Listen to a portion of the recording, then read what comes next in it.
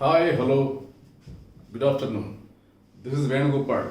Welcome to Satya IAS Online Academy. Now let us see పర్యావరణ దుస్థిరాభివృద్ధిలో భాగంగా కొన్ని important questions చూద్దాం సార్. ఇవి ప్రీవియస్ క్వశ్చన్స్ అండి. గత ప్రశ్నాపత్రాలు వచ్చినటువంటి క్వశ్చన్స్ ఇవి.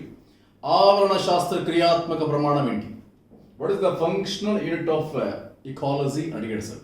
ఇది మీకు తెలుసండి, all explained in the previous class. ఆవరణ వ్యవస్థ అనే ఒక అంశం ఆవరణ శాస్త్ర క్రియాత్మక ప్రమాణం చెప్తున్నాం. ఆహారపు శృంఖలంలో జింక యొక్క స్థానం ఏంటి?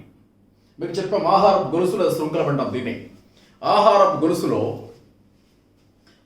గొలుసులో ఉత్పత్తిదారుడు, ప్రాథమిక వినియోగదారుడు, ద్వితీయ వినియోగదారుడు, తృతీయ వినియోగదారుడు ఇలా ఉంటాయి. అందులో జింక యొక్క స్థానం ఏంటంటే ప్రాథమిక వినియోగదారుడు.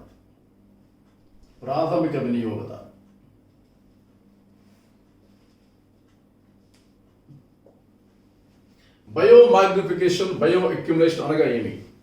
సార్, బయో అక్యుములేషన్ అంటే వాతావరణంలో ఉన్న కాలుష్య కారకం అనేది ఆహారపు గొలుసులో మొట్టమొదటి ఆర్గానిజంకి చేరడం.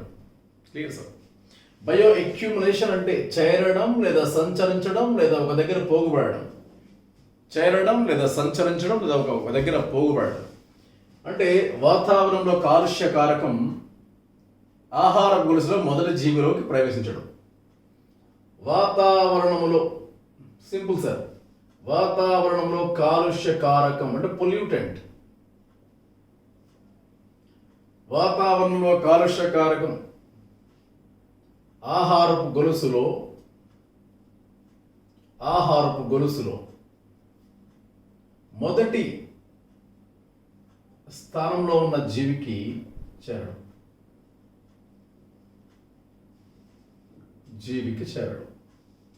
ఇది బయో అక్యుములేషన్ అంటే మీ డెఫినేషన్.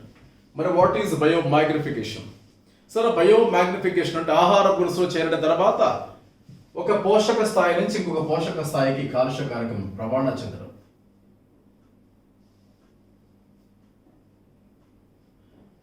ఆహారపు గొలుసులో వివిధ రకాల పోషక స్థాయిల మధ్య కాలుష్య కారకం రవాణా చెందడం, దీనిని బయో మ్యాగ్నిఫికేషన్ అంటాం సార్. Bio magnification. ఓజోన్ పొర ఉండే ఆవరణం ఏంటి? స్ట్రాటో ఆవరణం. ఏంటి సార్ అది? స్ట్రాటో ఆవరణం. రైట్. సో ఇలా మనం ప్రీవియస్ క్వశ్చన్స్ లో ఇవన్నీ కూడా చెప్పుకుంటాం సార్. మనం మరి next let see the now we are going to discuss new topic. అదే నిన్న ఎక్స్ట్రా డే ప్రీవియస్ క్లాస్ లో మనం కొంత గ్లాసరీ అనే టెర్మినాలజీ చెప్పుకున్నాం సార్. అంటే పర్యావరణం పరిభాష, పర్యావరణం పదకోశం అనే టెర్మినాలజీ చెప్పుకున్నాం సార్. అయితే పర్యావరణంలో పదకోశం పూర్తిగా అర్థమైతేనే మిగతా టాపిక్స్ మనకు అర్థమవుతాయి కాబట్టి మనం దీని గురించి చెప్పుకుంటాం sir. Right sir? Okay, anyway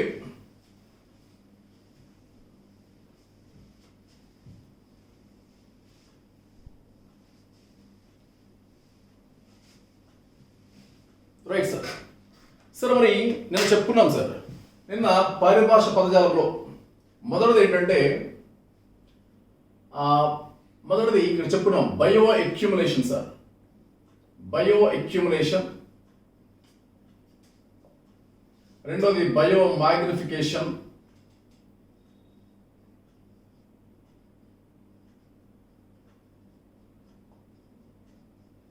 అలాగే జీవావరణ క్రమం.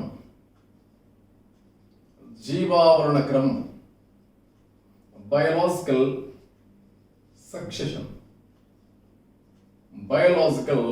సక్సెషన్ అంటాం సార్.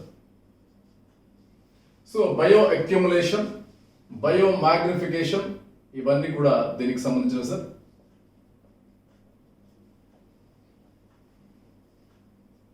రైట్ సార్, ఈ పదాలను ఒకసారిగా పరిశీలిద్దాం సార్. పేర్లో ఇంగ్లీష్లో వర్డ్లో చూడండి సార్. అక్యుములేషన్ అంటే చేరడం సార్. అక్యుములేషన్ అంటే చేరడం, ఒక దగ్గర పోగుపడడం. బయో అంటే లివింగ్ బీయింగ్, జీవి. సరే, వాతావరణంలో ఉన్న కాలుష్య కారకం అనేది ఒక జీవిలోకి ప్రవేశించడం, దాన్ని బయో అక్యుములేషన్ అంటాం. అంటే ఆహార గొలుసులో ఉన్న మొదటి స్థానంలో ఉన్న జీవికి అది ఉత్పత్తిదారులు కావచ్చు, ప్రాథమిక వినియోగదారులు కావచ్చు. కాబట్టి దీని అర్థం ఏంటంటే వాతావరణంలో ఉన్న కాలుష్య కారకం అనేది ఆహార గొలుసులో ప్రథమ స్థానంలో ఉన్న జీవికి చేరడం. దీన్ని ఎక్యుమిలేషన్. బయో అంటే జీవి, ఎక్యుమిలేషన్ చలనం సార్, పేర్లో ఉంది. వాతావరణంలో ఉన్న కాలుష్య కారకం వాతావరణంలో ఉన్న కాలుష్య కారకం ఎస్ ఆహారపు గొలుసులో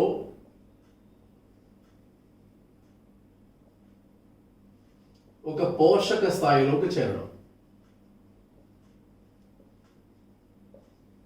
ఉన్న జీవికి చేరడం, దీన్ని బయో అక్యుములేషన్ అంటాం సార్. సార్ బయో మ్యాగ్నిఫికేషన్ అంటే ఈ బయో అదే కాలుష్యకారకం అనేది ఆహారం గొలుసులో ఒక పోషక స్థాయి నుంచి ఇంకొక పోషక స్థాయికి పెరగడం. Right sir. ఈ కాలుష్యకారకం సార్ ఈ కాలుష్యకారకం వాతావరణంలో ఈ కాలుష్యకారకం ఆహారపు గొలుసులు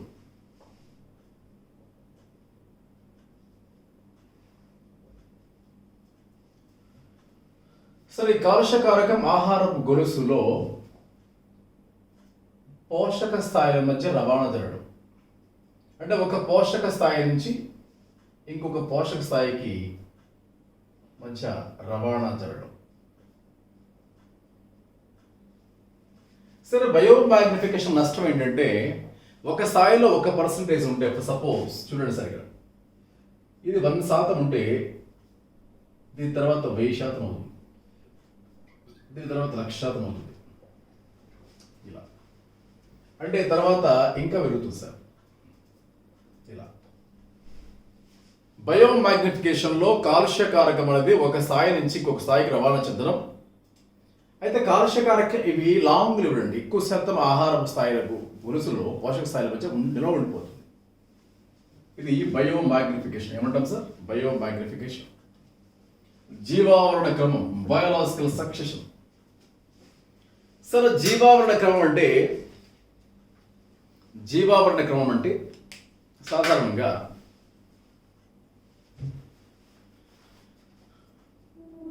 ఒక సమాజంలో ఉన్నటువంటి జీవులను స్థాయిని వేరొక సమాజం జీవులు ఆక్రమించడం, అంటే ఒక సమాజాన్ని ఇంకొక సమాజం ఆక్రమించడం. ఏంటి సమాజం?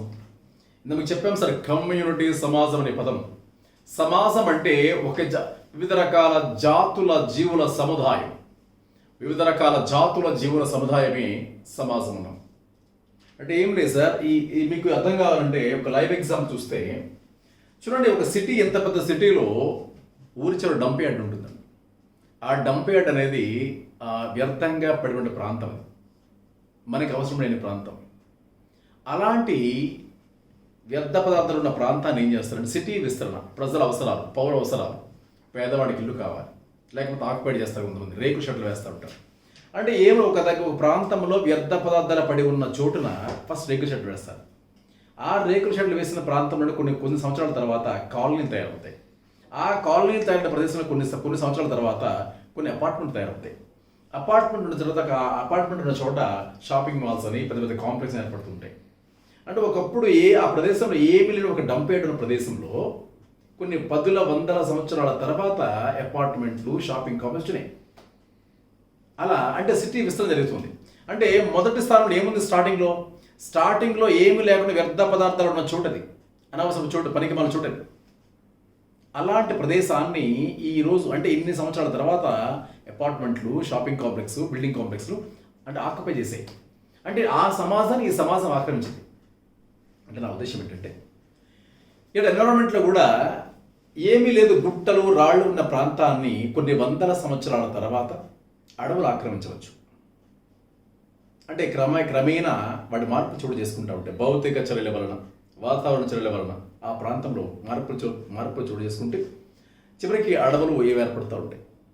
అంటే ఏంటి? ఇక్కడ ప్రారంభ స్థాయిలో ఒక సమాజం ఉంటే పరాకాష్ఠ స్థాయిలో ఇంకొక సమాజం ఏర్పడుతుంది. అందుకే దీన్ని జీవావరణ క్రమం అంటాం. దీన్ని మనం చూద్దాం సార్ ఒకసారి. జీవావరణ క్రమం అంటే డెఫినేషన్లో చెప్పుకోవచ్చు అంటే మొట్టమొదటిగా ఆ ప్రదేశంలో ఉన్న సమాజాన్ని ఏమంటామంటే ప్రారంభ సమాజం లేదా పియోనోర్ సమాజం అంటాం. పియోనీర్ అంటే ప్రారంభం. కొన్ని 100 సంవత్సరాల తర్వాత ఆ స్థానాన్ని వేరొక సమాజం ఆక్రమిస్తుందండి. దాన్ని ఏమంటామంటే మనం అంతిమ సమాజం లేదా పరాకాష్ఠ సమాజం అంటాం. ఈ మధ్యలో ఉన్నటువంటి సమాజాలను ఏమంటామంటే సెరల్ దశలు అంటాం. అంటే ఇంటర్మీడియట్, మధ్యస్థ దశలు అంటాం. Clear sir? అంటే ఇక్కడ ప్రారంభ స్థానంలో ప్రారంభ స్థానంలో ఒక సమాజాన్ని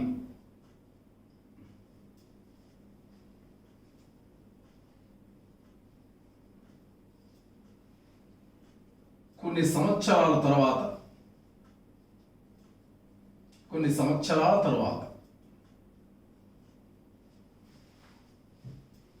మరొక సమాజం ఆక్రమించడం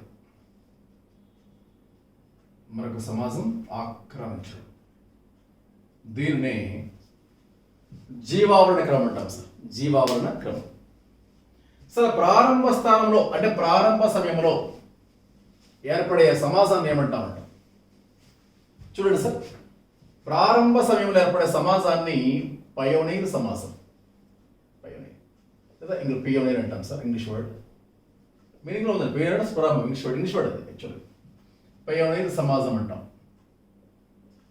అంటే ప్రారంభ స్థాయి. Clear sir. మరి రెండవది పరాకాష్ఠ సమాజం. ఇదేంటిది? అంతిమ స్థానం, అంతిమ సమాజం పరాకాష్ఠ సమాజం. దీని ఇంగ్లీష్లో క్లైమాక్స్ అంటాం sir. Climax community. Clear sir.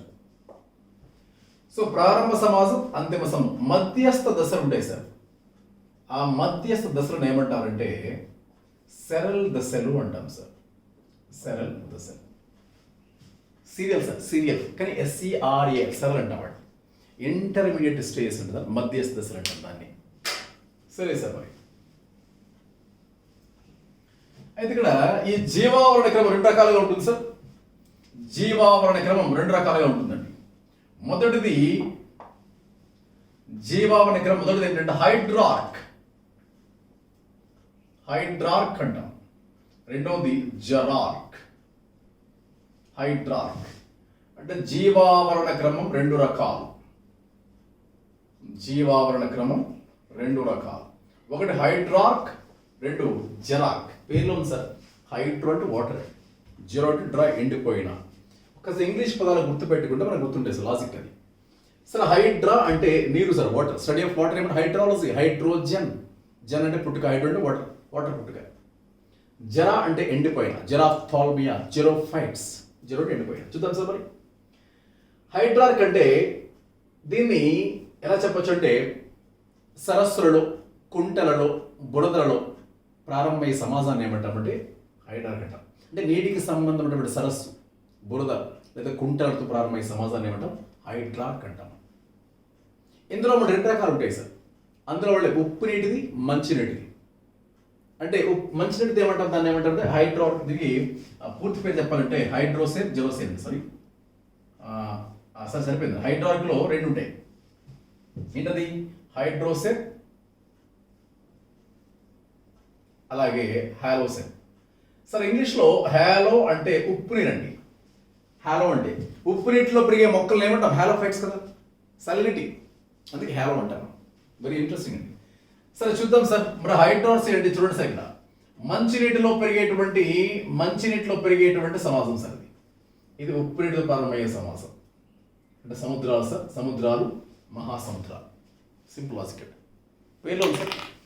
Sir హైడ్రార్క్ అంటే ఈ జీవావరణ క్రమం చూడండి. హైడ్రార్క్ అంటే మొట్టమొదటిసారిగా ఇది ఎక్కడ స్టార్ట్ అవుతుందండి? బురదలలో, కుంటలలో, సరస్సులో ప్రారంభమవుతుంది. Clear sir. ఇది రెండు రకాలండి, రెండు నీటికి సంబంధించినవే. మంచినీటితో ప్రారంభమయ్యే సమాజాన్ని ఏముంటున్నాం మనం? హైడ్రోసేన్. ఉప్పు నీటితో ప్రారంభమయ్యే సమాజాన్ని హాలోసేన్. సార్ హాలో అంటే లవణము అర్థం సార్, సాల్ట్. మరి జెరార్క్, జెరో అంటే ఎండిపోయిన.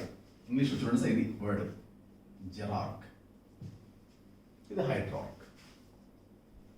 Right sir. సార్ జెరార్క్ అనేది చూడండి సార్. ఇక్కడ ఇది కూడా రెండు రకాలు సార్. మళ్ళీ లిథోసేర్. సార్ ఇవన్నీ ఇంగ్లీష్ వర్డ్సే సార్. ఇంగ్లీష్ వర్డ్స్ కాస్త గుర్తుపెట్టుకుంటే మీకు ఈజీగా ఉంటుంది. సామోసేర్. సార్ లిథో అంటే మీరు వినే ఉంటారండి, లిథాలజీ లేదా పెట్రాలజీ అనే పదం వినే ఉంటారు మీరు. స్టడీ ఆఫ్ రాక్స్ అండి. శిలలో అధ్యయనం, రాళ్ల అధ్యయనం ఏమంటాం? లిథాలజీ. సార్ లిథో అంటే రాళ్ళు, స్టోన్ అర్థం. అందుకే చూడండి శిలల అధ్యయనం లిథాలజీ పెట్రాలజీ అంటాం సార్. ఎందుకంటే మనం రాతి నూనె అంటాం, విన్నారా? ముడి చమురు. రాతి నూనె, ముడి చమురు అయితే రాక్ ఆయిల్ అండి. అంటే ఎక్కడి నుంచి ఇస్తా? దాని నుంచి ఇస్తా కదా, అంటే దాన్ని ఏమంటామంటే పెట్రోల్. అయితే లిథోసైల్ అంటే శిలలతో ప్రారంభమవుతుందండి.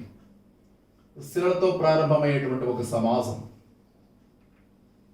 సార్ దాన్ని ఏమంటామంటే లిథోసైల్. సరే సామో అంటే ఇసుక అండి, పేర్లో ఉందండి సామోఫైట్స్. ఇసుకతో ప్రారంభమయ్యేటువంటి సమాసం. Clear sir? సార్ నిన్న ఈ చెప్పుకున్న పరిభాష లేదా పదజాలం లేదా గ్లోజరీ లేదా టెర్మినాలజీ, దాన్ని ఒక్కసారి చిన్న డయాగ్రామాటిక్గా చూడండి. సో సింపుల్గా అంటే కొన్నిటికి సంబంధాన్ని ఏర్పరిచే విధంగా, కొన్ని మనకి రిటర్న్లో కాకుండా డయాగ్రామాటిక్గా చేస్తే అర్థమవుతుంది. Clear sir? చూడండి సార్, ఇక్కడ నేను మనం చెప్పుకున్నాం సార్ జాతి అని, గుర్తుందలేదు మీకు? సార్ జాతి అనే పదం ఈ యొక్క బాక్స్లో వేసుకుందాం స్కీమాటిక్గా. ఓకేనా సార్? జాతి అంటే చెప్పాం సార్, తమలో తాము ప్రజననం, తమలో తాము ప్రత్యుత్పత్తి జరుపుకునే ఒకే రకమైన లక్షణాలు కూడా సముదాయం జాతి. జాతి అనే పదాన్ని ప్రవేశపెట్టింది జాన్ రే. ఈ 2 పాయింట్స్ చెప్పాం మనం. Right sir? మరి కొన్ని జాతుల సముదాయమే జనాభా నచ్చండి. కొద్దిగా 2 సిమిలారిటీస్ ఉంటాయి. అంటే జాతుల సముదాయమే జనాభా. అంటే డయాగ్రామ్ వేసుకొచ్చు మనం. అంటే ఇక్కడ రాసుకున్నాం జాతి, జనాభా. అంటే ఇక్కడ జాతి అంటే ఏం చెప్పాం సార్? ఒకే రకమైన లక్షణాలు ఉండాలి. సింహం ఉందండి, అన్ని సింహాలు ఒకే లక్షణాలు ఉంటాయి. అవే టైలు, అదే క్యారెక్టర్, అదే జిబ్రా, అదే హెయిర్, అలాగే దాని వేట, దాని యొక్క ఆహారం అన్నీ ఒకేలా ఉంటాయి. అలాంటి ఒకే రకమైన లక్షణాలు ఉన్నటువంటి జీవులన్నింటి కూడా ఏమంటారు? జాతి అన్నాం. మళ్ళీ ఒక సింహంతో ప్రత్యుత్పత్తి చేస్తుందండి, ప్రత్యుత్పత్తి. కాబట్టి తమలో తాము ప్రత్యుత్పత్తి జరుపుకోగా అనే వర్డ్ పడాలి ఇక్కడ. తమలో తాము ప్రజననం అంటాం, అదే వర్డ్, ఏదైనా ఒకటి సేమ్, జరుపుకోగల జంతువుల జాతి. మరి జాతి యొక్క సంఖ్యను ఏమన్నాం? జనాభా సార్. ఒక జాతిలో ఉన్న జీవుల సముదాయం అండి. ఒక జాతిలో ఉన్న జీవుల సంఖ్య అంతే సార్. ఇప్పుడు సాధారణంగా సరే మనం ఇండియా అదే ఆఫ్టర్ ఇండిపెండెన్స్ అండి, సుమారుగా 30,000 పులులు ఉండేవి ఇండియాలో. 40,000 సారీ 40,000 ఉండేవి. ఇప్పుడు ఆఫ్టర్ పోస్ట్ ఇండిపెండెన్స్ అంటే మన భారత స్వాతంత్రం వచ్చిన తర్వాత 40,000 దాకా పులుల సంఖ్య ఇండియాలో ఉండేవి. కానీ ఈ రోజుకి 3,000 సంఖ్య కూడా లేవండి. 3,000 కూడా లేవండి ప్రజెంట్ ఇండియాలో. అంటే 3,000 సంఖ్య, 40,000 ఎక్కడ, 3,000 ఎక్కడ? అంటే వన్యప్రాణులను సంరక్షించడం అనేది ఒక వేరే కాన్సెప్ట్. దానికి చూద్దాం, దాని గురించి మనం చెప్తున్నా. అంటే ఒక జాతిలో చిన్న జీవుల సంఖ్యను సూచించేది ఏంటది? జనాభా. అంటే ప్రస్తుతం ఉన్న ఇండియాలో ఉన్న పులుల సంఖ్య సుమారుగా 3,000. అంటే పులి జాతి ఒక జనాభా చెప్తున్నాం. అంటే పులి జాతి జనాభా ఎంత? సుమారుగా 3,000. Clear sir? మీకు చెప్పాం పులుల రాష్ట్రం ఏనంటాం? పులుల రాష్ట్రం, టైగర్ స్టేట్, మధ్యప్రదేశ్. ఈ కర్ణాటక, మధ్యప్రదేశ్లో ఈ ప్లేస్లో మారుతూ ఉంటాయండి. కరెంట్ అఫైర్స్ బట్టి పేరు మార్చుకోవడం. అది ఇప్పుడు ఫర్ ఎగ్జాంపుల్ ఇప్పుడు మధ్యప్రదేశ్ కరెంట్ అండి. ఒక 3-4 months బ్యాక్ కర్ణాటక ఉండేది. కాబట్టి పులుల సంఖ్యలో కరెంట్ అఫైర్స్ చదువుకుంటూ ఉండాలి. అప్పుడు మళ్ళీ లాస్ట్ యాడ్ చేద్దాం కరెంట్ అఫైర్స్ ఏమన్నాయి. Right sir? జాతి, జనాభా. సార్ మరి ఇక్కడ చూడండి సార్, జనాభా ఒక జాతిలో ఉన్న జీవుల సంఖ్యను సూచించేది జనాభా సార్. కొన్ని జాతుల సముదాయం సార్, కొన్ని జాతుల సముదాయము సమాజం. Clear sir? కమ్యూనిటీ. ఇది పాపులేషన్ సార్, ఇది స్పీసీస్ అండి. ఓకేనా సార్? Right sir. సరే, కొన్ని సమాజాలు ఏర్పడినది ఈకో సిస్టమ్ ఉంటుందండి, ఆవరణ వ్యవస్థ, ఈకో సిస్టమ్. సార్ అన్ని ఆవరణ వ్యవస్థ ఏర్పడేది ఏంటంటే జీవగోళం సార్, బయోస్ఫియర్, జీవగోళం. సింపుల్ కాంప్లెక్స్ వేసుకొచ్చాం. ఇది స్కెమాటిక్ డయాగ్రామాటిక్ వేసుకుంటే ఇలా ఉంటుంది సార్. ఒక జాతిలో ఉన్న జనాభా, జాతుల సమాసం అంటే జాతుల సముదాయం, వివిధ జాతుల సముదాయం. కూర్చోండి. ఇది ఆవరణ శాస్త్ర క్రియాత్మక ప్రమాణం. చాలా చాలా ఇంపార్టెంట్ సార్, చెప్పాము ఇందాకనే. Clear sir. జీవగోళం, పర్యావరణ గోళం ఇలా వేసుకుంటాం సార్. సార్ మరి ఇందాక మీకు హైడ్రోసేర్, జెరోసేర్, లిథోసేర్ అని చెప్పుకున్నాం సార్. సార్ ఇవి మనకి ఎప్పుడైనా ఇంగ్లీష్లో రూట్ వర్డ్స్ ఉంటాయి సార్. బయాలజీ, ఫిజిక్స్, కెమిస్ట్రీకి చాలామంది బయాలజీ పదాలు, ఎన్విరాన్మెంట్ పదాలు ఇబ్బందిగా అనిపిస్తూ ఉంటాయి. కానీ దీని టెక్నిక్స్ ఉంటాయి, లాస్ట్లో యాడ్ చేస్తే చెప్తున్నాం. అంటే సందర్భం వచ్చినప్పుడు చెప్పుకుంటా పోతుంది రూట్ వర్డ్స్ అనేవి. Clear sir. ఇలా వేసుకోవచ్చండి డెఫినెట్గా. Okay sir. సార్ మరి ఈ పర్యావరణ సుస్థిరాభివృద్ధి అంశంలో భాగంగా ఇందాక చెప్పుకున్నాం సార్. ఈ విశాలమైన భారతదేశంలో అనేక రకాల ప్రాంతాలు, అనేక ప్రాంతంలో ఉండే వాతావరణాన్ని బట్టి, ఉష్ణోగ్రతను బట్టి, వర్షపాతాన్ని బట్టి, ఎత్తును బట్టి జీవులు పెరుగుతూ ఉంటాయి. ఇది మీకు తెలిసిన విషయమే. రాజస్థాన్లో ఒక ప్రాంతం ఒకలా పొడిగా ఉంటుందండి. కేరళ, తమిళనాడు ప్రాంతం కాస్త తడిగా ఉంటుంది. పశ్చిమ కనుమలో కాస్త తడిగా ఉంటుంది. అలా ఈశాన్య భారత కాస్త తడిగా ఉంటుంది. అదే జమ్మూ కాశ్మీర్ ప్రాంతంలో మంచుతో కూడిపెట్టుంది. అంటే విశాల భూభాగంలో ఎన్నో రకాల వాతావరణం ఉన్నాయి సార్. ఆ వాతావరణాన్ని బట్టి, ఆ ఉష్ణోగ్రతను బట్టి, వర్షపాతాన్ని బట్టి, ఎత్తును బట్టి అనేక రకాల జీవరాశులు పెరుగుతూ ఉంటాయి. ఈ పర్యావరణ భాగమన్నీ కూడా. సరే సార్, ఒక్కొక్క ప్రాంతంలో ఒక్కొక్క రకాల మొక్కలు పెరుగుతూ ఉంటాయి సార్. మీకు ఈ పర్యావరణము పదజాలంలో 2 పదాలు ఇంకా తెలియాల్సింది, flora and fauna. Sir flora అనే పదం వినే ఉంటారు సార్ మీరు. ఫ్లోరా, అలాగే ఫనా. సార్ ఫ్లోరా అంటే ఒక నిర్దిష్ట ప్రదేశంలో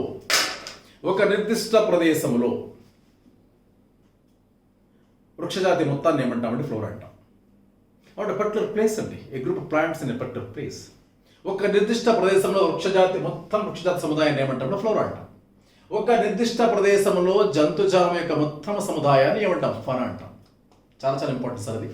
ఫ్లోరా అండ్ ఫనా సార్ అంటే ఒక నిర్దిష్ట ప్రదేశంలో ఉన్న వృక్షజాతి సముదాయం. సింపుల్గా డెఫినేషన్, ఒక నిర్దిష్ట ప్రదేశంలో ఉన్న వృక్షజాతి సముదాయం.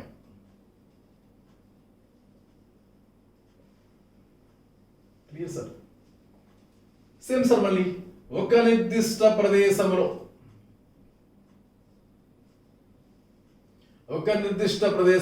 ఉన్న జంతుజాలం. Clear sir. సో ఇట్లా ఫ్లోరా అండ్ ఫనా ఈ కొద్దిగా టెర్మినాలజీ అలవాటు చేసుకోవాలి మనకి. ఎందుకంటే మన యూపీఎస్సీ ఎగ్జామ్ నుంచి అంటే civil service examination, civil constable వరకు కూడా ఎన్విరాన్మెంట్ ప్రత్యేకంగా పార్ట్ అండి. చూడడానికి సింపుల్గా ఉంటుంది కానీ అందులో వర్డ్స్ ఇబ్బందిగా ఉంటే బిట్స్ కూడా ఇబ్బందిగా అనిపిస్తూ ఉంటాయి కాస్త. చూద్దాం సార్ ఒకసారిగా. ఇది ఫ్లోరా అండ్ ఫనా చెప్పుకున్నాం సార్. జాతి, జనాభా, సమాజం ఇవన్నీ ఎక్స్ప్లెయిన్ చేసుకున్నాం సార్. Right sir. సార్ మరి ఇప్పుడు చెప్పాం ఒక్కొక్క ప్రాంతంలో పెరిగేటువంటి మొక్కలు వేరే వేరే ఉంటాయి సార్. ఇప్పుడు మన చుట్టూ చూడండి, మన చుట్టూ రావ చెట్టు అని, వేప చెట్టు అని, మామిడి తిరుగుతూ ఉంటాయి. అంటే మనం ఉండే వాతావరణం ఎలా ఉంటుందంటే మధ్యరక వాతావరణం అండి. అంటే మధ్యరక వాతావరణం అంటే ఏంటి, అన్ని సమపాళ్ళలో ఉంటాయి. ఉష్ణోగ్రత కానీ, వర్షపాతం కానీ, వేడి కానీ, కాంతి కానీ. ఇలా మధ్యరక వాతావరణం పెరిగే మొక్కలను ఏమంటామంటే మీసో. సార్ ఇంగ్లీష్లో మీసో అనే పదం ఎక్కడొచ్చినా మధ్యరకం గుర్తుపెట్టుకోండి. ట్రోపోస్ట్రాటో మీసోస్పియర్ మధ్య వాతావరణం.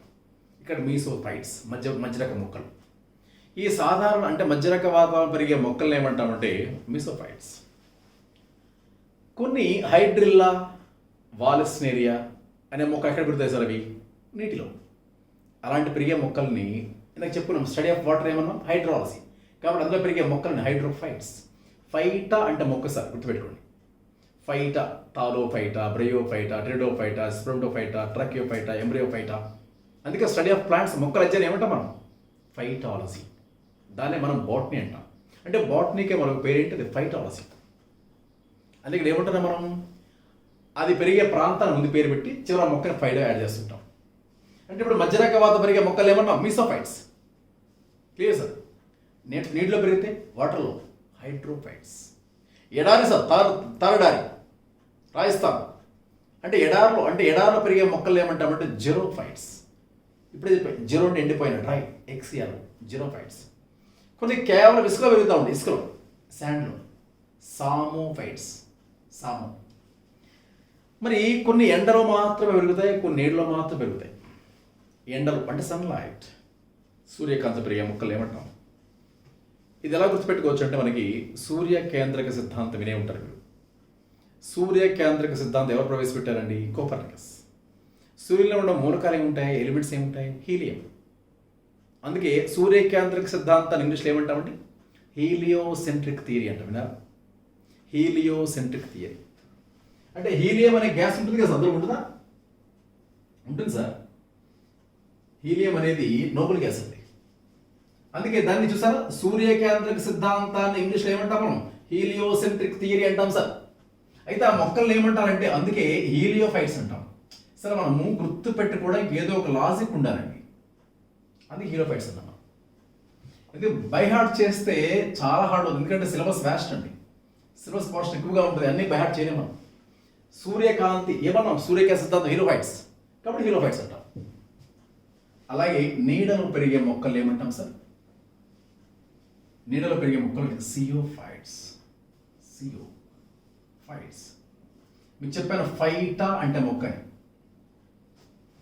చూడండి సార్, ఫైట్ అంటే మొక్క లేదా ప్లాంట్ అని గుర్తుపెట్టుకోవాలి సార్. మీరే ఎంత మీకు చెప్పాను సార్. జెరో అంటే డ్రై అని చెప్పలే. సామో అంటే ఇసుక అని చెప్పాను, ఇసుక శాండ్ అని. హైడ్రో అంటే వాటర్ అని చెప్పాను సార్, నీరు. ఇలా కొన్ని రూట్ వర్డ్స్ బై హార్ట్ చేయాలి సార్. అంటే ఇది గుర్తుపెట్టుకుంటే ఆ పదం ఎక్కడ వచ్చినా సేమ్ అండి, మారగల. కాబట్టి లితో అంటే రాడ్ అండి, రాడ్. క్రయో అంటే చూడండి, మంచుతో కూడిన లేదా అత్యల్ప ఉష్ణోగ్రతలు. ఇలా రూట్ వర్డ్స్ ఇంగ్లీష్లో. ఆ పదం ఎక్కడ వస్తే సేమ్ మీనింగ్ అండి, మారవిక. సరే చూద్దాం సార్, ఇక్కడ మనం ఇక చాలా ఉంటాయి, ముందు చూద్దాం వాటి గురించి. ఇందాక చెప్పుకున్నాం సార్, మధ్యరక వాతావరణం పెరిగే మొక్కలు అంటే ఆవాసం,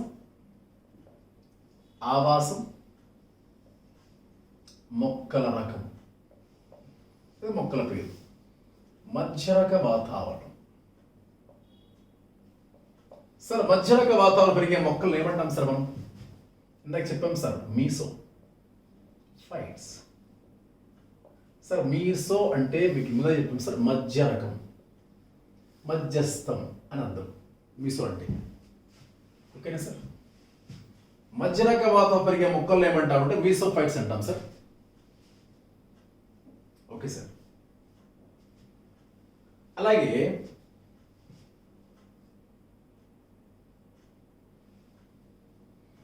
చెప్పాం కదా మీకు, నీటిలో పెరిగే మొక్కలను ఏమంటాం? హైడ్రో. ఏమంటాం సార్? హైడ్రోఫైట్స్. అలాగే రాళ్ల పైన పెరిగే మొక్కలను చూడండి, రాళ్ళు అనే పదం ఏం చూడండి, ఏముంది ఇలా? లితో కదా సార్, కాబట్టి లిథోఫైట్స్. ఇది ఒకసారి మనకి బోర్డ్ ఆఫ్ ఇంటర్మీడియట్ ఎగ్జామ్ ఇచ్చాడు సార్. ఒకేసారి 5 బిట్స్ వరుసగా ఇచ్చాడు, 5 బిట్లు ఒకే ఎగ్జామ్లో. ఆ మధ్య మీడియా వాళ్ళు క్వశ్చన్ ఇస్తారు కూడా, ఇది ఏపీ ప్రెస్ పడినప్పుడు. రాళ్లపై పెరిగే మొక్కలు లిథోఫైట్స్ అంటాం. నీరుపై పెరిగే మొక్కల్ని డైట్రోఫైట్స్ అంటాం. ఎడారి అంటే పొడి కండిషన్స్ అండి, పొడి పరిస్థితులు. ఇక్కడ పొడి పరిస్థితులు ఉన్నాయి కాబట్టి ఏమంటాం మనం? జీరో. సింపుల్గా జీరోఫైట్స్ అంటాం. ఇసుక ఏమంటాం సార్? సామోఫైట్స్. ఇసుకలో పెరిగే మొక్కలు ఏమంటామంటే సామోఫైట్స్ అంటాం. చూసారా సార్? మంచులో లేదా అత్యల్ప ఉష్ణోగ్రత పెరిగే మొక్కలు ఏమంటాం సార్? చూడండి, ఇక్కడ పెట్టాం. సార్, మీకు జిఎస్ఎల్వి రాకెట్లో క్రయోజెనిక్ ఇంజిన్ అంటాం, వినేమంటారు మీరు? క్రయో అంటే ద్రవరూప హీలియం. లిక్విడ్లో, ఇంజిన్లో లిక్విడ్ ఫ్యూల్ ఉంటుంది, లిక్విడ్ అంటే అత్యల్ప ఉష్ణోగ్రత వద్ద అంటే క్రయో. అంటే ఇది ఏమంటాం మనం? క్రయోఫైట్స్. చూసారా సార్ టెక్నిక్ ఇది? క్రయోఫైట్స్. మంచులో పెరిగే మొక్కలని క్రయోఫైట్స్ అంటారు, ఇసుకలో పెరిగే మొక్కలను సామోఫైట్స్. సార్, రాళ్ల పైన కాకుండా చూడండి, మనకి రాళ్ల పగుళ్ళలో ఉంటాయి కదా, మన ఇంటి పైన పెరుగుతాం రావి చెట్లు, చూసే ఉంటారు రాళ్ల పగులు. దాన్ని చాస్మోఫైట్స్. జతపరుచుము అనే క్వశ్చన్ వచ్చి ఇలాంటి వేస్తారు సార్. యాక్చువల్గా జతపరుచుము, match the following. Clear sir? రాళ్ల పగుళ్ళు దాన్ని ఏమంటామంటే చాస్మోఫైట్స్. ఏమంటాం సార్? చాస్మోఫైట్స్. ఇంకా ఉంటాయి సార్. సార్ మొక్కల పైన మొక్క పెరుగుతూ ఉంటాయి, గమనించి ఉంటారు. మీకు గమనించి ఎప్పుడైనా చూడండి, ఒక్కోసారి పేపర్లో వేస్తూ ఉంటాడు, మొక్క పైన మొక్క వచ్చిందని చేస్తుంటాడు. మొక్కల పైన మొక్కలండి, మొక్కపై మొక్క, వాటిని ఏమంటామంటే ఎపిఫైట్స్ అంటాం సార్. ఎపిఫైట్స్. ఉప్పు నీటిలో పెరిగే మొక్కలను ఇందాక మీకు చెప్పాం, గుర్తుందా? ఉప్పు నీటిని హాలోసేన్ అని చెప్పాం, కాబట్టి హాలోఫైట్స్. హాలోఫైట్స్ అంటాం సార్. ఉప్పు నీటిలో పెరిగే మొక్కలను ఏమంటాం సార్? హాలోఫైట్స్. అది ఇంపార్టెంట్ అండి సార్. అది చెప్పినట్టుగా మధ్యరక వాతావరణం, ఇసుక, నీరు, అలాగే ఎడారి, అలాగే ఇసుక, మంచు, రాళ్ళు, రాళ్ల పగుళ్ళు, అలాగే సూర్యకాంత సిద్ధాంతం, అదే సూర్యకాంత పెరిగే మొక్క హీలోఫైట్స్ అన్నాం, నీళ్ళ పెరిగే మొక్కలు సియోఫైట్స్ అన్నాం. ఇలా మనం చెప్పుకున్నాం సార్. ఇది ఒక ఇంపార్టెంట్ ఆస్పెక్ట్ అండి, ఫైట్స్. సార్ ఇలా మనకి ఇక చెప్పుకున్నాం స్టడీ ఆఫ్ ప్లాంట్స్ ఏమన్నా మనం బోటనీ. దానికే మరొక పేరు ఏంటండి? బోటనీ లేదా ఫైటాలజీ. చాలా వరకు బోటనీ అనే పదం తెలుసండి, ఫైటాలజీ అనే పదం నేర్చుకోవాల్సి. ఎందుకంటే ఫైటో అనే వర్డ్ వచ్చిన ప్లాంట్ అని అర్థం సార్, గుర్తుపెట్టుకోవాలి సార్. Right sir? ప్లాంట్, మొక్కల అధ్యయనం బోటనీ లేదా ఫైటాలజీ అంటాం. Right sir. సరే, మనం నెక్స్ట్ మరి పర్యావరణంలో భాగాలు ఈ చాప్టర్ చూద్దాం సార్ ఒకసారి. నెక్స్ట్ చాప్టర్లో పర్యావరణం భాగాలు మీకు చెప్పుకున్నాం సార్. పర్యావరణం ఇంగ్లీష్లో ఎన్విరాన్మెంట్ అంటాం. ఎన్విరాన్మెంట్ అనే పదం ఏ భాషా పదం సార్? ఫ్రెంచ్. కానీ ఈకాలజీ అనే పదం మాత్రం గ్రీకు. కన్ఫ్యూజ్ అవుతాయి, రెండు పదాలు ఏ సినోనిమ్సే కానీ ఈకాలజీ అనే పదం ఆయికాస్ అండ్ లాగోస్ అనే రెండు గ్రీకు పదాల నుంచి ఏర్పడింది. కానీ ఎన్విరాన్మెంట్ అనే పదం మాత్రం ఫ్రెంచ్ వర్డ్ అండి. ఎన్విరాన్ అంటే చుట్టూ ఆవరించి ఉన్న అనే మీనింగ్ అండి. Clear sir? సరే, పర్యావరణము అంశాలండి. పర్యావరణము లేదా భాగాలు. పర్యావరణం భాగాలు. Environment, environment parts, environment parts. Okay sir? Right sir. Sir పర్యావరణము మళ్ళీ అందులో భాగాలు ఏమొస్తాయంటే యాక్చువల్గా 4 పార్ట్స్ ఉంటాయి సార్. పర్యావరణంలో 4 భాగాలు ఉండను. మొదటిది శిలావరణం, 2 వాతావరణం, 3 జలావరణం, 4 జీవావరణం. శిలావరణం ఇంగ్లీష్లో లిథోస్పియర్. ఇందాక శిలా అంటే లిథో అండి ఇంగ్లీష్లో, చూడండి. స్పియర్ అంటే ఆవరణం, లిథోస్పియర్. రెండవది భూమి పైన భూభాగం కాకుండా మిగతా ఉండే ప్రాంత నీరంతా ఆవరించి ఉంటుందండి, దాన్ని జలావరణం అంటాం, హైడ్రోస్పియర్. భూమి పైన దుప్పటి లాంటి ఉండే ఈ పొరను ఏమంటామంటే మనం వాతావరణం, అట్మాస్ఫియర్.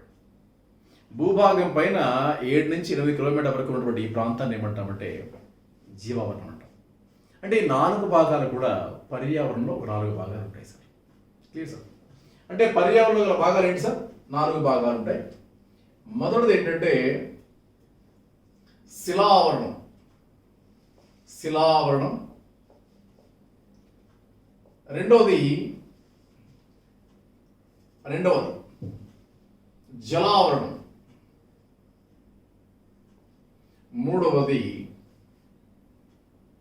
మూడవది జీవావరణం, వాతావరణం. ఏమంటాం సార్? వాతావరణం. 4వది జీవావరణం. సింపుల్ సార్, ఇవి వెరీ ఈజీగా ఉంటే మనకు చూస్తూ లైవ్ అండి అంతే కూడా. సరే, ఏమి లేదు సార్. ఫర్ ఎగ్జాంపుల్ ఇది ఎర్త్ అనుకున్నట్లయితే ఈ మధ్య భాగాన్ని భూకేంద్రం అంటాం. ఇంగ్లీష్ దాన్ని కోర్ అంటాం సార్.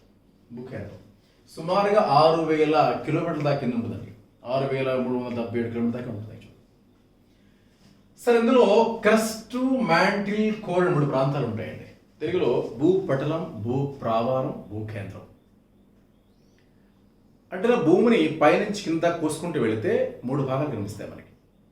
పై భాగం లూజ్గా వదులుగా ఉండే ప్రాంతం అంతా పటలం అండి. సింపుల్ లూజ్గా ఉంటుంది సాయిల్ అంతా కూడా. అదే మృతిగా సాయిల్ లూజ్గా ఉండే ఆ ప్రాంతాన్ని భూపటలం అంటాం. అయితే అందులో ఉండే మూలకాలు ఏంటి? మీకు general GK knowledge point of వ్యూలో కూడా కెమిస్ట్రీ పాయింట్ కూడా బిట్లు వస్తాయి. అవి ఎలా చూద్దాం ఒకసారి. అంటే ఫస్ట్ మనం చూద్దాం సార్, ఏంటిది? లిథోస్పియర్. Clear sir? లిథో అంటే రాళ్ళు అని చెప్పాం సార్. స్టడీ ఆఫ్ రాక్స్ అంటే శిలల అధ్యయనం, లిథాలజీ లేదా పెట్రోల్ అని చెప్పాము సార్. Okay sir. సరే సార్, మరి శిలావరణంలో 3 భాగాలు ఉన్నాయి సార్. అందులో మొదటిది ఏమంటున్నాం, రెండోది ఏమంటున్నాం, మూడోది ఏమంటున్నాం చూద్దాం ఒకసారి. మొదటిది ఏమంటున్నాం అంటే మనం భూపటలం అంటాం సార్. భూపటలం, దీన్ని క్రస్ట్ అంటాం సార్. ఇంగ్లీష్ పదం తెలుసుకోవాలి సార్, పక్క తెలుసుకోవాలి మీరు. తర్వాత భూప్రావారం, ఎందుకంటే వాడు పేపర్లో ఒక్కొక్కసారి వాడు ఏం చేస్తానంటే ఆ ఇంగ్లీష్ పదాన్ని తెలుగుగా ఇచ్చేస్తున్నాడు. మ్యాంటిల్, భూకేంద్రం, కోర్ సార్. Clear sir. భూపటలం, భూప్రావారం, భూకేంద్రం సార్. సార్ క్రస్ట్ అంటే సుమారుగా ఇది ఒక 45 కిలోమీటర్ల దాకా ఉంటుంది సార్. 45 కిలోమీటర్ల దాకా 40 km వరకు లోపలికి విస్తరించిన ఈ ప్రాంతాన్ని భూపటలం అంటాం సార్. Clear sir. సార్ చూద్దాం, ఒక్కొక్క పాయింట్ నేను ఎక్స్ప్లెయిన్ చేసుకుంటే, శిలావరణంలో మొట్టమొదటి పొరను ఏమంటాం, క్రస్ట్ అంటాం. దాన్ని ఏమంటాం, భూప్రావారం అంటాం. అందులో ఉండే రసాయన సంఘటన ఏంటంటే సియాల్, SiAl. కెమిస్ట్రీలో మనకి సింబల్స్ ఉంటాయి. Si అంటే ఇండికేట్స్ ఫర్ సిలికాన్, Al అంటే అల్యూమినియం సార్, సిలికాన్. సాధారణ మీకు వాతావరణంలో ఉండే మూలకాలు ఏముంటాయి, భూమిలో మూలకాలు ఏముంటాయి, మనిషిలో మూలకాలు ఏముంటాయి చెప్పుకుంటారు జీకే పాయింట్. భూమిలో ఉండే మూలకాలు ఏమేమి వస్తాయంటే, మొదటిది ఆక్సిజన్ అండి, ఆక్సిజన్. రెండవది సిలికాన్, మూడవది అల్యూమినియం, నాలుగవది ఐరన్ సార్. చూడండి, ఇవన్నీ కలిపితే ఒక చిన్న కోడ్ పెట్టుకోవచ్చు, ఓసే అనొచ్చండి. అంటే లో క్లాస్ పీపుల్కి అయితే గుర్తుంటుంది సింపుల్గా. O2 అంటే ఆక్సిజన్ సార్, O2. S అంటే సల్ఫర్ అండి, కానీ నేనేం చెప్పాను ఇక్కడ, కోడ్గా చెప్పాను అంతే. Si సిలికాన్ సార్ యాక్చువల్గా. Al aluminium sir. I అంటే అయోడిన్ సార్ యాక్చువల్గా, కానీ ఇక్కడ ఏమో చెప్పాను, కోడ్ మాత్రమే. ఇది కోడ్ అంటే మీనింగ్ లెస్ అంటే అర్ధరహితం. గుర్తుపెట్టి, కోడ్ అంటే అర్ధరహితం అండి, కాబట్టి అలా అనుకోవద్దు మీరు. I అంటే ఇక్కడ ఫెరస్ అండి, గుర్తుపెట్టుకోండి సార్, ఫెరస్. Clear sir. భూమిలో ఉన్న మూలకాలు శాతపరంగా, భూమిలో ఉన్న మూలకాలు శాతపరంగా క్వశ్చన్ అడిగితే oxygen, silicon, aluminium, iron sir. Clear sir. ఇలా చెప్పుకోవచ్చు మనం, ఆక్సిజన్, సిలికాన్, అల్యూమినియం, అలాగే నాలుగవది ఫెర్రస్ అంటే iron sir. Clear sir, iron sir. ఇది అయితే చూసారా, ప్రధానంగా ఉన్నటువంటి సిలికాన్ అనేవి రెండు కూడా తేలికైన మూలకాలండి, తేలికైన మూలకాలు. అందుకే ఇది లూజ్గా వదిలిగా ఉంటుంది సాయిల్ కూడా. అంటే ఇంక ఇక్కడ భూపటలం చూసినట్లయితే శిలావరణంలో మొట్టమొదటి పొర, అందులో రసాయనిక సంఘటన సియాల్ అంటాం దీన్ని. సియాల్ రసాయన సంఘటన అంటే కెమికల్ కాంబినేషన్ ఇస్ సియాల్ అంటే సిలికాన్ మరియు అల్యూమినియం అంటాం. ఇది సుమారుగా 40 కిలోమీటర్ల దాకా విస్తరించి ఉంటుంది, లోపల 40 కిలోమీటర్ల దాకా విస్తరించి ఉంటుంది. ఇది భూపటలం సార్. తర్వాత భూప్రావారం. భూప్రావారం అంటే ఇవే కదా సిలికాన్, అల్యూమినియం. సిలికాన్ సిటీ అని దేని అంటామండి, బెంగళూరు. అంటే కంప్యూటర్లు అంటే చూడండి సార్, కంప్యూటర్ చిప్స్ ఉంటాయి కదా సార్, కంప్యూటర్ చిప్స్ తయారీలో వాడే మూలకం సిలికాన్. బెంగళూరు అనేది one of the best software city sir అది. కాబట్టి దానికి ఏమంటామంటే, దానికి సిలికాన్ సిటీ పేరు వచ్చింది. అందుకే అంటే కంప్యూటర్స్లో వాడే చిప్స్లో వాడే మూలకం ఏంటి, సిలికాన్ సార్. సిల్వర్ పెయింటింగ్లో వాడేటువంటి మూలకం ఏంటిది, కెమిస్ట్రీ వస్తుంది ఇది. సిల్వర్ పెయింటింగ్లో వాడేటువంటి మూలకం aluminium sir, aluminium. Right sir. సరే సార్, భూపటలం. రెండవది ఏమైంది, భూప్రావారం సార్. రెండవ స్థితి 2900 కిలోమీటర్ల దాకా విస్తరించి ఉంటుంది లోపలికి. అంటే శిలావరణంలో రెండవ పొర పేరు భూప్రావారం. అందులో ఉండేటువంటి రసాయనిక సంఘటనం సిమా, సిమా అంటాం సార్. సిమా అంటే ఏంటి సార్, ఇక్కడ సిలికా అండ్ మెగ్నీషియం అండి. సిమా రాసుకుంటాం యాక్చువల్గా అయితే, కానీ SI అంటే సిలికా. ఇసుకలో ఉండే రసాయనిక నామం ఏంటంటే సిలికా ఆక్సైడ్ కదా, silica, SiLiC, silica. Sir Mg అంటే మెగ్నీషియం సార్. అంటే ఈ రెండు మూలకాలు ఎక్కువగా ఉంటాయి కాబట్టి, దాన్ని ఏమంటామంటే సిలికా అండ్ మెగ్నీషియం, సిమా అంటాం. ఇది ఎంత ఉంటుంది సార్, 2900 కిలోమీటర్ల దాకా విస్తరించి ఉంటుంది లోపలికి. రెండవ పొర భూప్రావారం, అందులో రసాయనిక సంఘటన ఏంటిది సిమా అంటాం సార్. Clear sir. మరి భూకేంద్రం సార్ ఇది 6371 కిలోమీటర్ల దాకా విస్తరించి ఉంటుంది. Very long sir. సార్ ఇక్కడ ఉష్ణోగ్రత ఎంత చెప్పమంటే చెప్పుకుంటారా, 6000 డిగ్రీల సెల్సియస్ అండి. చాలా వేడిగా ఉంటుంది. అందుకే మీకు జియో థెర్మల్ ఎనర్జీ అంటే వినే ఉంటారు మీరు. జియో థెర్మల్ ఎనర్జీ మనకు టాపిక్ ఉందండి. ఇక్కడ శక్తి వనరులు అని టాపిక్ ఉంది, అక్కడ చెప్పుకుందాం వాటి గురించి. టైడల్ ఎనర్జీ, అలల శక్తి, సూర్యశక్తి, వాయుశక్తి, ఇవన్నీ చెప్పుకుంటాం. సో చూస్తే పేర్లు ఉందండి. జియో అంటే స్టడీ ఆఫ్ ఎర్త్ ఏమంటాం సార్, జియాలజీ కాదా. భూమి అధ్యయనం జియాలజీ అంటాం సార్, జియాలజీ. థెర్మల్ అంటే వేడి, భూమి నుంచి వచ్చే వేడి సార్. దాని నుంచి ఎనర్జీ తయారు చేస్తాం మనం. కాబట్టి భూ కేంద్రంలో ఉండేటువంటి ఉష్ణోగ్రత ఎంతండి, 6000 డిగ్రీల సెల్సియస్ ఉంటుందండి సుమారు. 6000, వెరీ హై టెంపరేచర్. అత్యధిక ఉష్ణోగ్రత కొలిచే పరికరం పేరేం పేరు సార్ అది? అత్యధిక ఉష్ణోగ్రతను కొలిచే పరికరం పేరు పైరోమీటర్ అండి. అందుకే మన శరీర ఉష్ణోగ్రతను తగ్గించేటువంటి ఆ మెడిసిన్స్ ఏమంటామంటే యాంటీపైరెటిక్స్ అంటాం. చూడండి సార్, అత్యధిక ఉష్ణోగ్రత కొలిచే పరికరం పేరు పైరోమీటర్ అంటాం. ఫర్ సపోజ్ సూర్యుని పైన టెంపరేచరు ఆ కరోనాలో అంటే దాంట్లో కరోనా అంటాం, అందుకే ఈ కరోనా వేరండి. 6000 పైన ఉంటుంది అక్కడ క్రోమోస్పియర్. సూర్యుల్లో పైన 6000 డిగ్రీల పైన ఉంటుంది సార్ యాక్చువల్గా అయితే. అంటే అత్యధిక ఉష్ణోగ్రత కొలిచే పరికరం పేరు పైరోమీటర్ అంటాం. శరీరంలో అదే ఉష్ణోగ్రత తగ్గించడానికి వాడేటువంటి మందులు ఏమంటామంటే మనం యాంటీపైరెటిక్స్ అంటాం. సార్ నేను నా ఉద్దేశం ఏంటంటే ఇక్కడ చెప్పడం, పైరో అనే పదం ఎక్కడొచ్చినా టెంపరేచర్ గుర్తుపెట్టుకోవాలి. Okay sir. రూట్ వర్డ్ ఇంగ్లీష్లో ఇవన్నీ పదాలు గుర్తుపెట్టుకుంటే సైన్స్ ఈజీ సార్, అది హార్డ్ అయిపోతుంది మనకి. యాంటీపైరెటిక్స్ అంటాం. Clear sir. సరే సార్. అయితే భూకేంద్రంలో ఉండే ఉష్ణోగ్రత 6000 డిగ్రీ సెల్సియస్ అంట. భూకేంద్రం ఎంతవరకు విస్తరించింది? 6370 కిలోమీటర్ల విస్తరించింది. భూకేంద్రంలో రసాయనిక సంఘటన ఏంటి అని క్వశ్చన్ అడుగుతూ ఉంటాడు. Nife sir. అంటే నిఫే అంటే ఏముంటాయి సార్ మీకు తెలుసండి, కెమిస్ట్రీ సిలబస్ అయితే అర్థమైపోతుంది మీకే. Nickel sir. చాక్లెట్స్ ఉండే లోహం ఏంటి సార్ కెమిస్ట్రీ పాయింట్ ఆఫ్ వ్యూలో? నికెలే. చాక్లెట్స్ చిన్నపిల్లలు 2 చాక్లెట్స్ ఉండే లోహం పేరు ఏంటంటే నికెల్ అంటాం. రెండోది ఫెర్రస్ అంటే భూకేంద్రంలో లభించేటువంటి అత్యధిక మూలకం సార్ నికెల్ అండ్ ఫెర్రస్ అంటాం సార్. ఇది ఒక ఇంపార్టెంట్ సార్. ఇది భూపటలం, భూప్రావారం, భూకేంద్రం సార్. Right sir. సార్ ఇక దీంతో పాటుగా మనకి శిలావరణం. ఇది వరకు చెప్పు శిలావరణం సార్. ఇక రెండవ పరం సార్ జలావరణం. సరే, జలావరణం అంటే భూమి పైన 4 వంతులలో 3 వంతులు వాటరే ఉంటుంది సార్. ల్యాండ్ చాలా తక్కువగా ఉంటుంది. మీకు ఖండాల కదలిక సిద్ధాంతం అనే పేరు వినే ఉంటారు. ఖండాల కదలిక సిద్ధాంతాన్ని ప్రవేశపెట్టిన శాస్త్రవేత్త ఎవరంటే వాగ్నర్. ఈ ఖండాల కదలిక సిద్ధాంతాన్ని రుజువులు అందజేశాడు బీర్బల్ సాహ్ని అనే శాస్త్రవేత్త. బీర్బల్ సాహ్ని రుజువు అంటే he gave evidence to continental drift theory అంటాం దాన్ని. అంటే continental drift theory was proposed by Wagner. అయితే విషయం ఏంటంటే ఒకప్పుడు ఆస్ట్రేలియా మన సౌత్ ఇండియా కూడా కలిసి ఉండేవాళ్ళం సార్.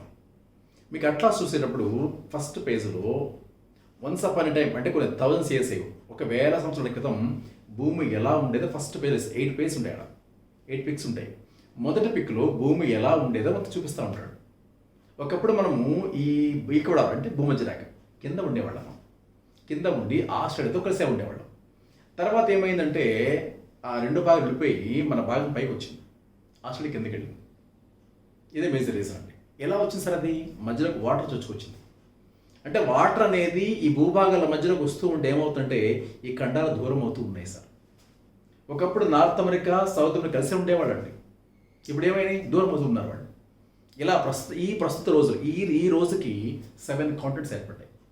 అంటే ఇలా ఖండాలు ఎలా కదులుతున్నాయి అని చెప్పడానికి సిద్ధాంతం ప్రవేశపెట్టాడు వాగ్నర్. దీన్నే ఖండాల కదలిక సిద్ధాంతం అంటాం. దీనికి ఎవిడెన్స్ ఇచ్చారు బీర్బల్ సాహ్ని అనే ఒక పేలియోంటల్ అంటే పురాజీవ శాస్త్రవేత్త అన్నారు. పురాజీవ శాస్త్రవేత్త బీర్బల్ సాహ్ని అంటాం. లక్నో మన ఇండియన్ సైంటిస్ట్ అంటే గ్రేట్ సైంటిస్ట్. సరే, అయితే ఇక్కడ జలావరణం. సరే, ఈ భూమి మీద ఉన్న జీవరాశులకి ముఖ్య ఆధారం వాటర్ వేశారు ప్రధానంగా. ఈ వాటరు సాధారణ భూమి పైన 4 వంతుల్లో 3 వంతుల వాటరే ఉందండి. ఒక భాగం మాత్రమే ల్యాండ్ ఉంది. భూభాగం ఉంది. అయితే ఈ జలావరణ 3 వంతులు ఉన్నప్పటికీ కూడా 97.3% ఉప్పు నీరే సార్. అంటే 100% వాటర్ ఉంటే అందులో 97.3% వాటర్, ఏ వాటర్ ఉప్పు నీరు ఉందండి. మన పనికి రాదు అది. మన వాడుకుంటున్న వాటర్ ఎంత అంటే 2.8 అండి.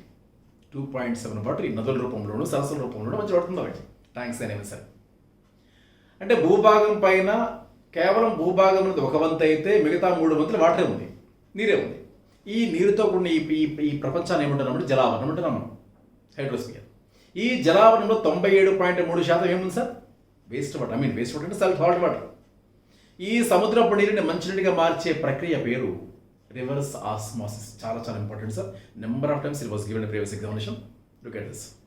సముద్రపు నీటిని మంచినీటిగా మార్చి ఉపయోగించే ప్రక్రియ, దాన్ని వాడుకుంటాం మనం. దాని పేరు ఏంటి సార్? రివర్స్ ఆస్మాసిస్ అంటాం. ఏమంటాం సార్? Reverse osmosis. సార్ మరి సముద్రపు నీటిలో ఉండేటువంటి వాటర్ పర్సెంట్ అయితే 97.3 అంటాం సార్. సరే, మరి ఈ జలావరణం సార్, ఈ 2.7% మాత్రమే నదులు, సరస్సులు, చెరువులు ఏవైనా వాటిలో ఉంటాయి సార్. ఇది జలావరణం అంటాం సార్. Right sir. దీన్ని హైడ్రోస్ఫియర్ అన్నాం మనం. సరే సార్, హైడ్రోస్ఫియర్ అంటే 3/4 వంతులు ఏమున్నాయి సార్? ఇది సముద్రపు నీరు. సారీ అండి, జలావరణం. 1 భాగం మాత్రమే భూభాగం. 1 భాగం మాత్రమే భూభాగం.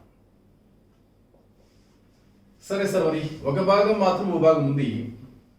అయితే 100% నీరు ఉన్నట్లయితే అనుకుంటే అందులో 97.3% సముద్రపు నీరు, ఉప్పు నీరండి. అంటే మానవాళికి లభ్యం కాని నీరు, మానవాళికి అవసరాలు తీర్చలేని నీరు ఇది. అంటే ఇంకెంత శాతం మంచి వాటర్ ఉందండి? 2.7% మాత్రమే మంచి నీరు అండి. 2.7% మాత్రమే మంచి నీరు సార్. Clear sir? రైట్. మరి ఇందాక చెప్పాను రివర్స్ ఆస్మాసిస్. సముద్రపు నీటిని మంచినీటిగా మార్చే ప్రక్రియను ఏమంటామంటే రివర్స్ ఆస్మాసిస్. అంటే దీని తెలుగు ఏమంటామంటే తిరోగమన ద్రవాభిసరణం.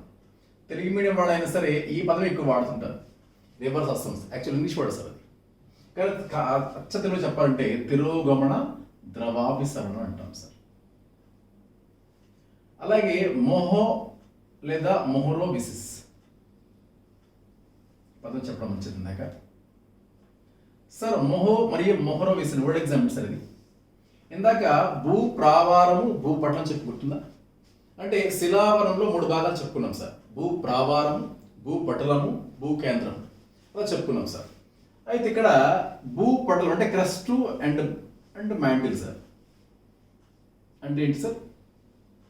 భూపటలము, భూప్రావారం, ఈ రెండింటి మధ్య విభజన ప్రాంతం సార్. భూపటలము, భూప్రావారం మధ్య విభజన ప్రాంతాన్ని మొహో లేదా మొహరోబిసిస్ అంటాం. మొహో లేదా మొహరోబిసిస్ అని చెప్పుకుంటాం సార్.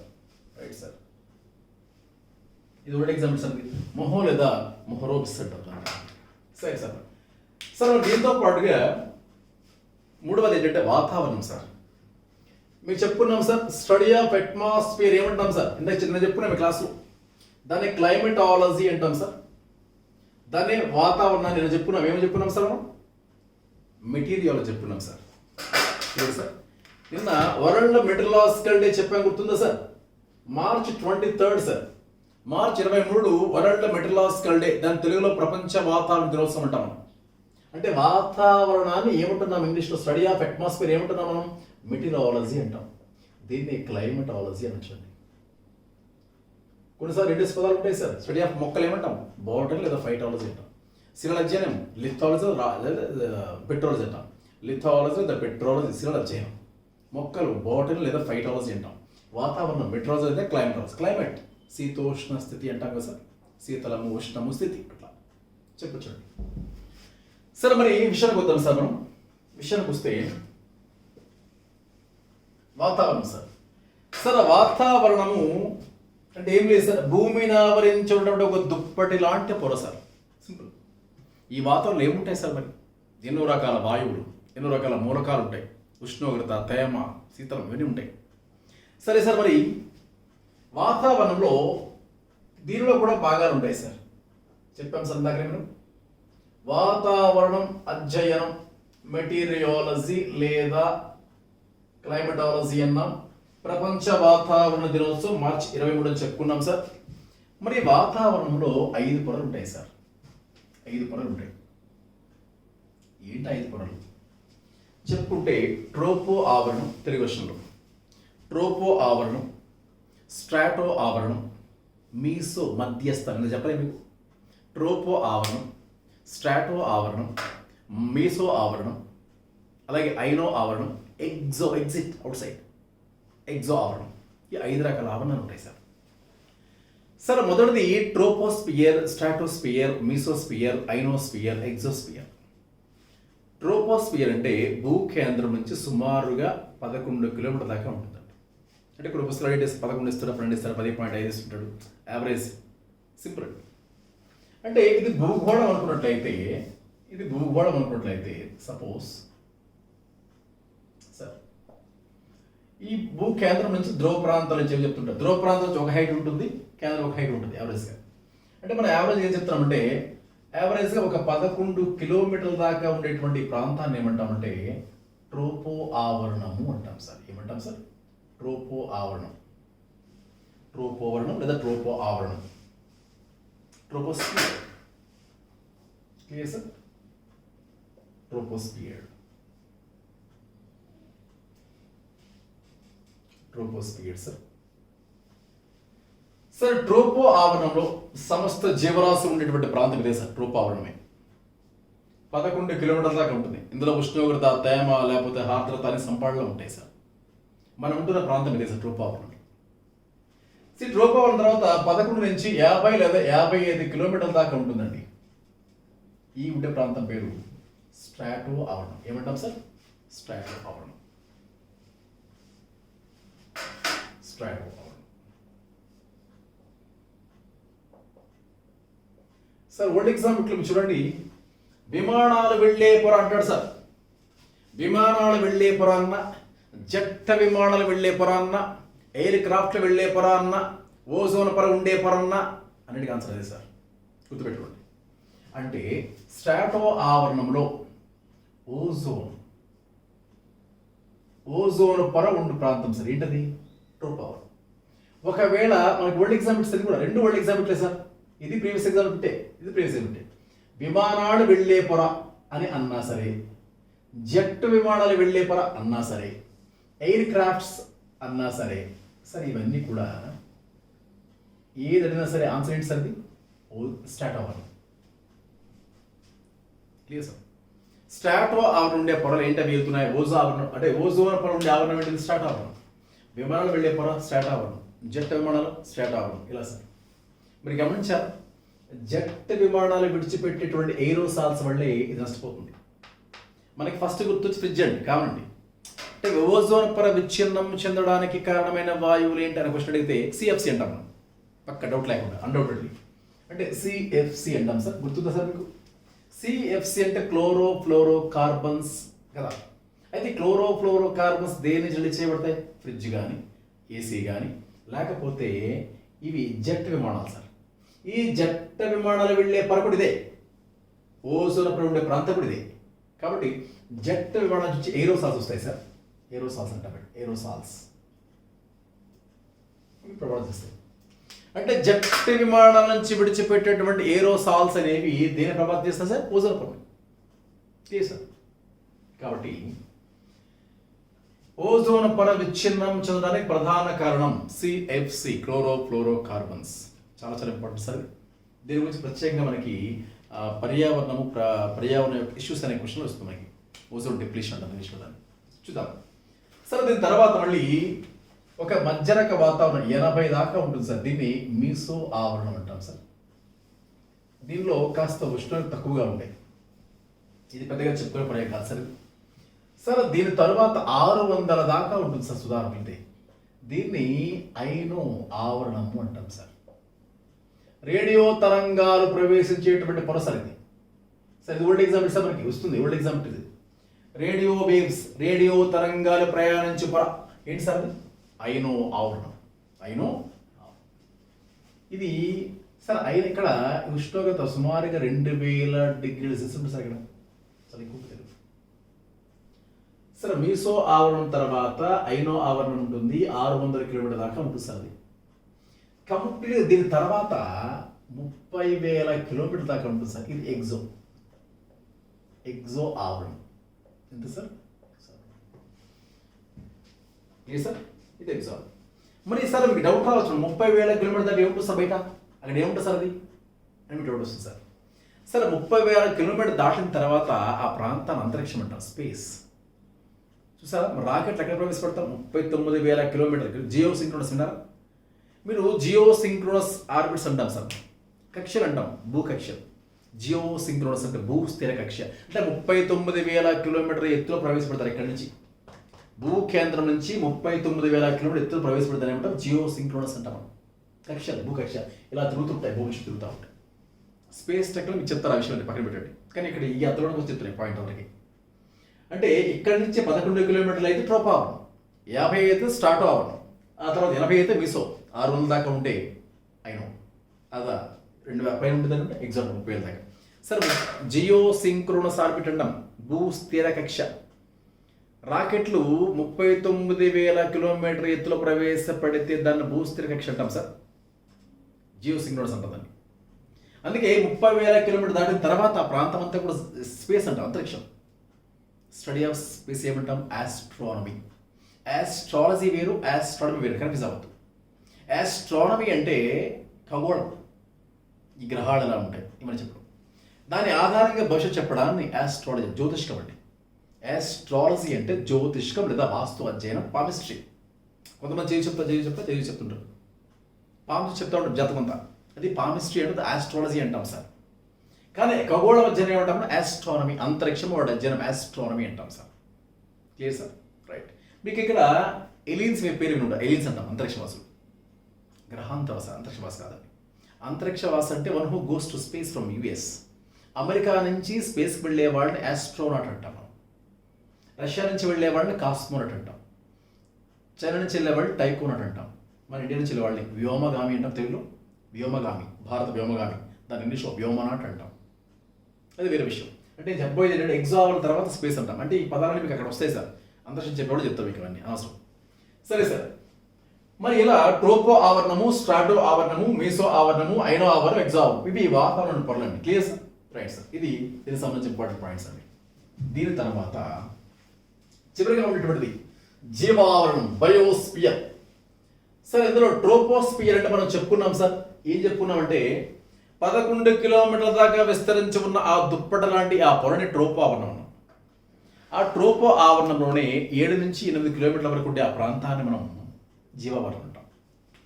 జీవావరణం, బయోస్పియర్ ఏమంటాం సార్?